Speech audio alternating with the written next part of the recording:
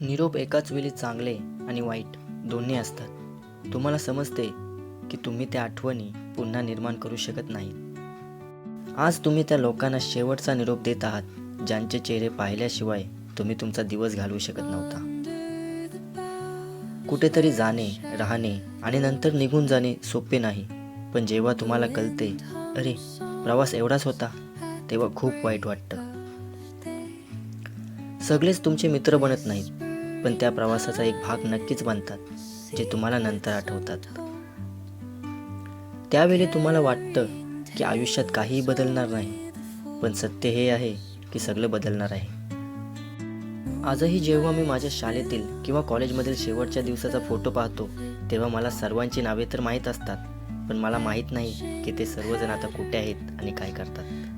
म्हणून आयुष्यात मित्र बनवा आणि संपर्कात राहण्याचा प्रयत्न करा, कारण सगळं येतं आणि जातं, पण या आठवणी आणि हे मित्र तुम्हाला आतून जिवंत ठेवतात.